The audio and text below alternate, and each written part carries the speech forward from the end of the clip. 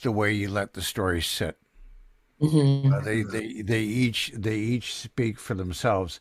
I'm afraid to ask this question, but how are you and your mom? We're good. We're good.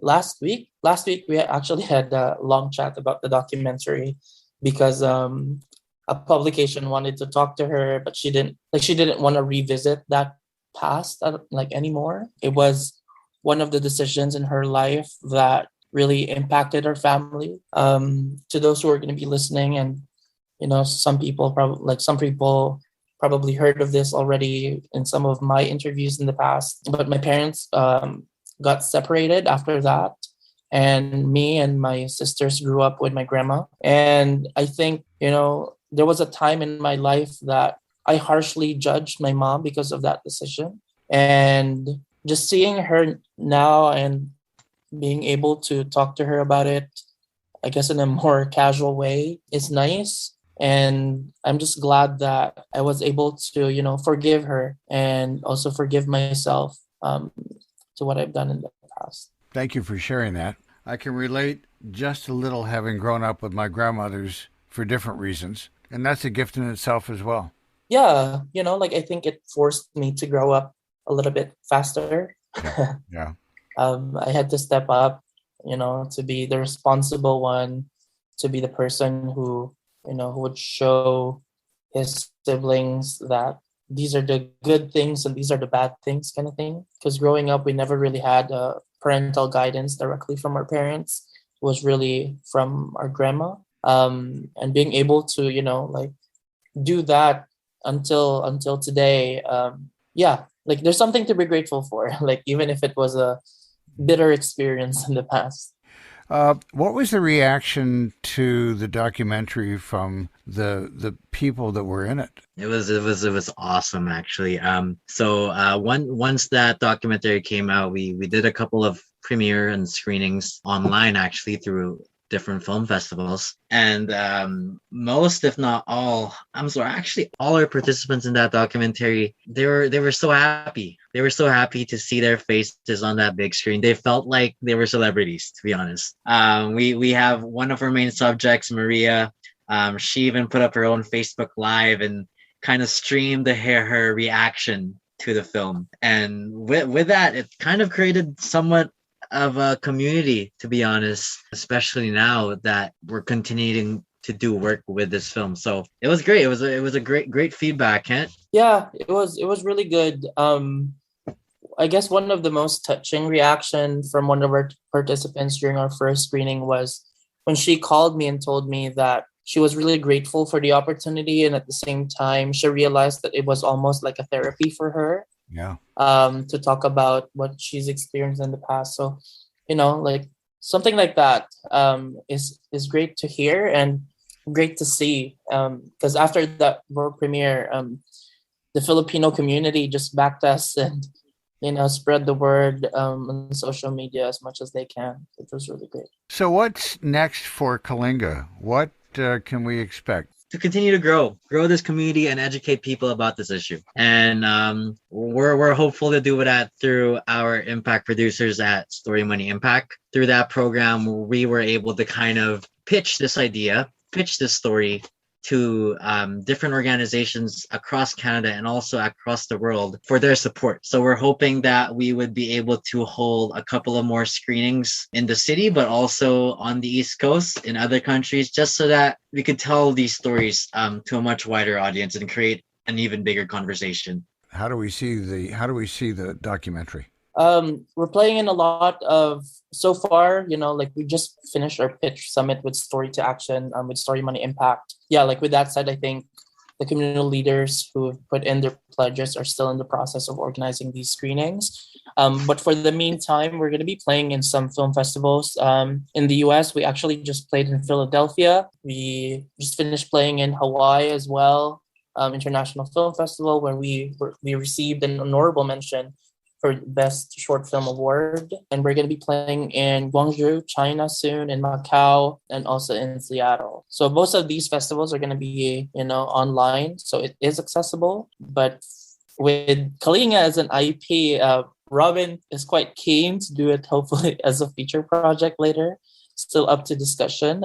But we really want to see how we can use the film for now as to leverage and hopefully, expand and talk more about the topic. What about you guys? What's next for you? For me, I'm currently in development for my first feature documentary called Treasure of the Rice Terraces. So it's about fixing our idea of what a fractured identity is as Filipino Canadians through traditional Filipino tattoos. Here are my Filipino tattoos right there. Yeah, and then in January I'll be directing a Filipino Canadian short film funded by the Harold Greenberg Fund, BC Arts Council, and the National Film Board about another Filipino story that's based on my life again. But it's going to be told in a narrative format. Yeah, and I mean, for me, continuing on to support Kent and his projects, and of course, developing my own projects. And I do have a job on the side right now too, and I love what I do at this current job. So just trying to do my best, and hopefully be able to tell more Filipino stories. Yeah, and this is what I love about Rob and Don. It's so hard to find someone who's committed to tell stories that that I wanna tell. So like every time I develop a concept and it's if it is in the Filipino community, I always go back to Robin and be like, hey, I have this idea. Like, is this something that you'll be interested to do? So yeah, like Kalinga is definitely a project, like I guess a starter between me and Robin as a producer director duo in the documentary format, and we hope that it continues to grow in the future and still champion Filipino stories that remain untold today. Yeah. What's the most important thing you want people to take away from this documentary?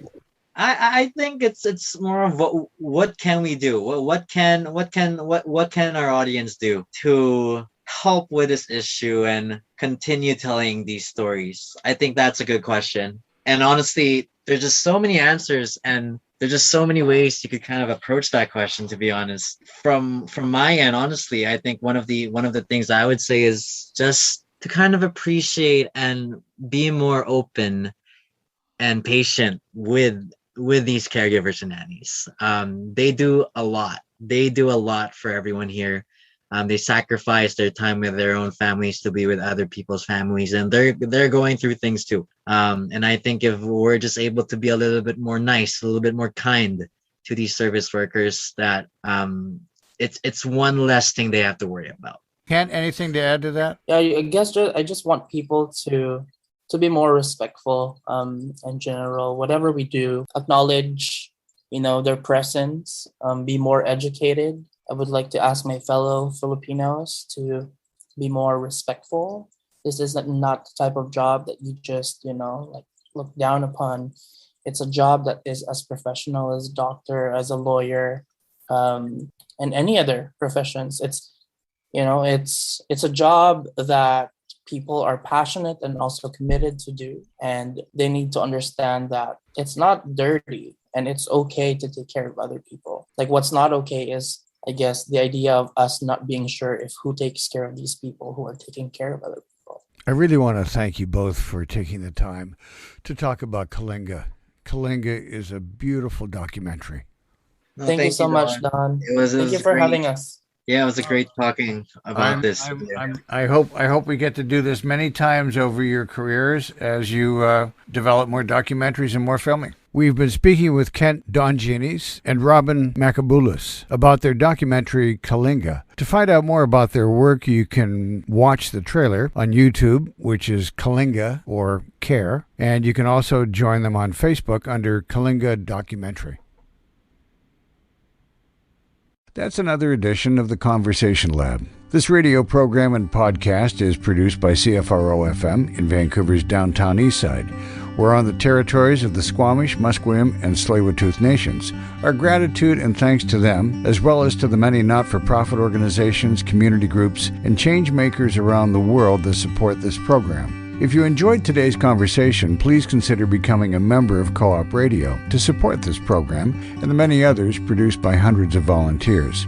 If you have a story to share or know someone who does, please have them contact us at coopradio.org, theconversationlab.ca, and on many social media and podcasting platforms. This episode was cobbled together with some help from Brian McKinnon, Kimit Sekon, John Massacar, and Julian Anton. Thanks, guys, and thank you for listening. I'm Don Schaefer.